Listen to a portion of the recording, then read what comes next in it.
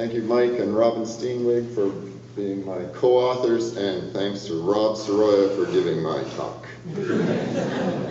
I'm going to really just talk about my study area because essentially everything that Rob talked about applies to this talk. We started with the same questions, the same objective about increasing caribou through reduction in moose numbers, all the same rationale, pretty much the same methods, so I'll just tell you a little bit that we did the same thing in a different area. So we worked in the Parsnip study area, which is the north end of the mountain caribou range.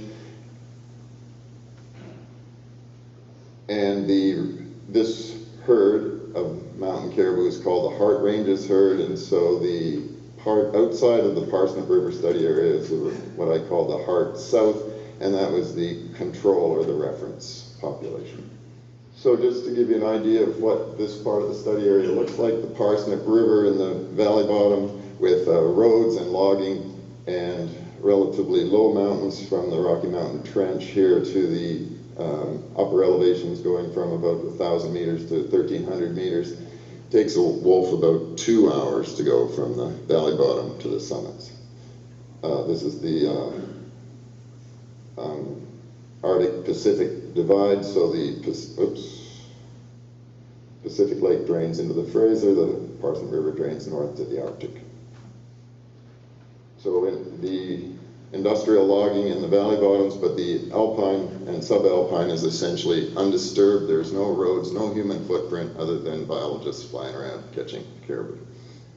Elevation divides the distribution of caribou and moose. This is a sample of radio-collared female caribou in red. They stay at the higher elevations most of the time, with moose in the valley bottoms most of the time.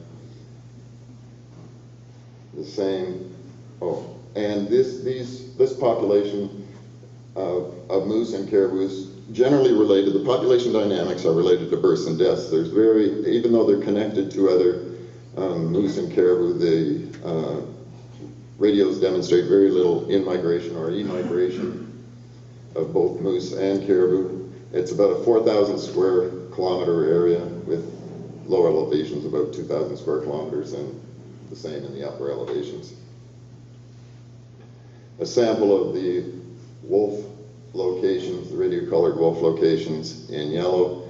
Again, mostly in the lower elevations, but sometimes at the higher elevations.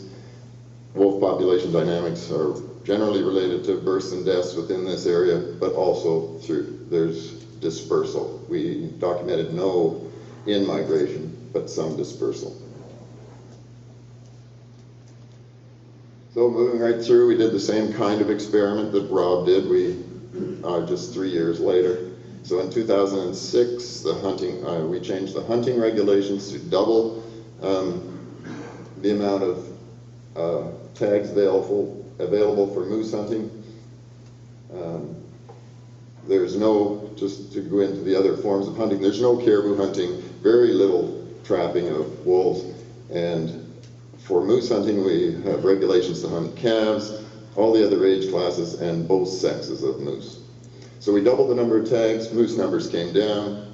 I don't really think it had all that much to do with the hunting, but hunting probably contributed to that, but we also had a control population of moose, and the control population did the same thing even though there was no change in the hunting regulations. But the point is, moose numbers came down, regardless of the mechanism.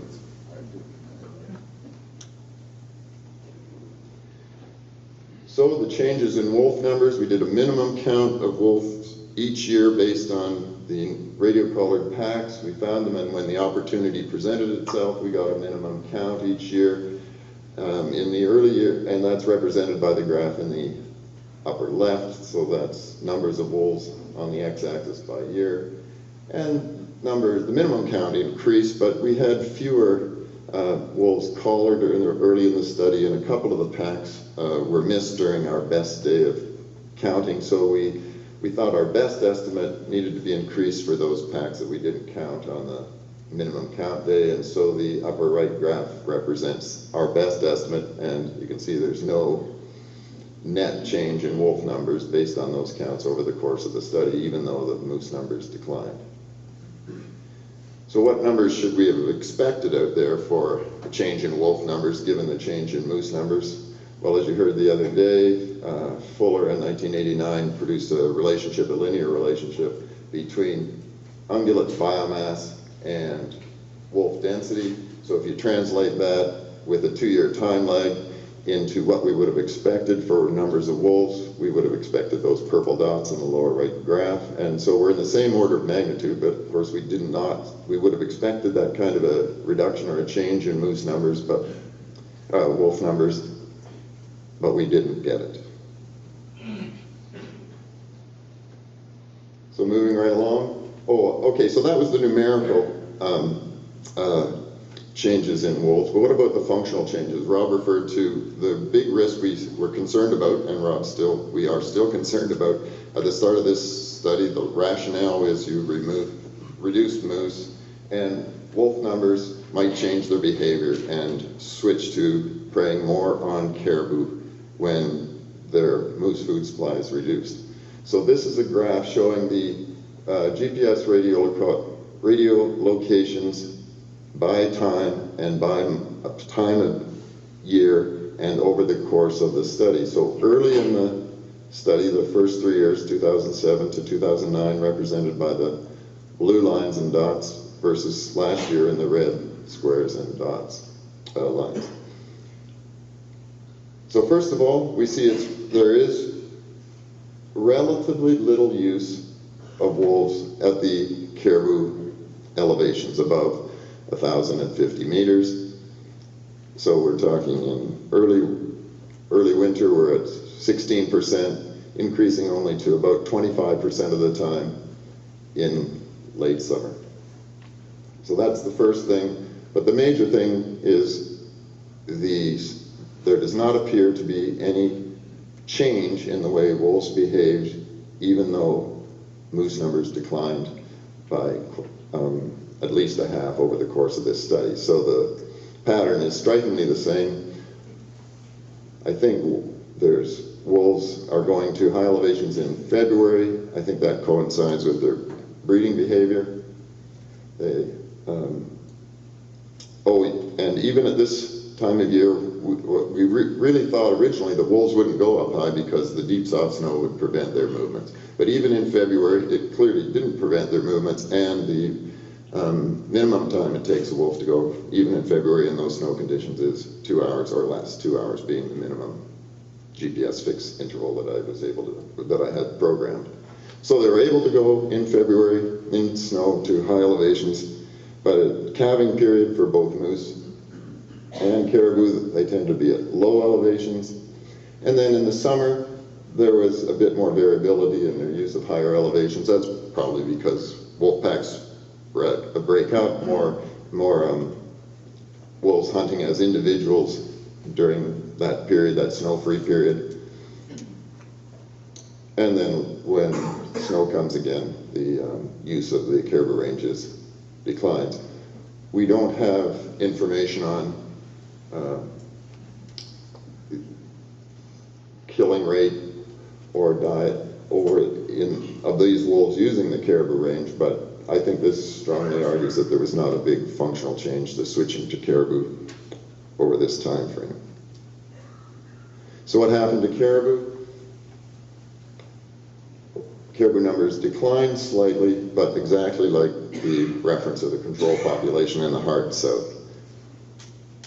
Over the longer period, there's been no change. This population in the Hart Ranges population is one of the few mountain caribou ranges that has essentially been stable over a much longer period of time. And this decline compared to some of the other mountain caribou herds is not dramatic. At the same time, we had higher percent calves in the population early in the study and lower later. That might be the contributing factor then to the slight decline in the numbers of caribou. And the same probably occurred in the control population. I measured female caribou survival rates based on the radio collars. It also did not change Before and after the experiment, it was about 87%, but lots of variability, big change in the numbers of callers in different years. Caribou died at all seasons, generally, and radio-collared mountain caribou die in the summer, but small sample sizes here. We had caribou, in fact, slightly more dying in the winter than in the summer. But high survival of female caribou, both before and after the experiment. So, moving right along, does fewer moose lead to an increase in mountain caribou? Well, clearly it did not.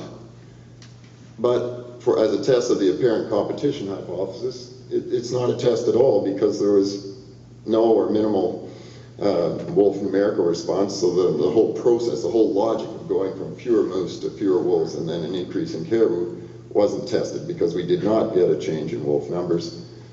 But the good thing was we did not appear to get a functional response either, no increase in predation on caribou. So why didn't we get the change we were expecting?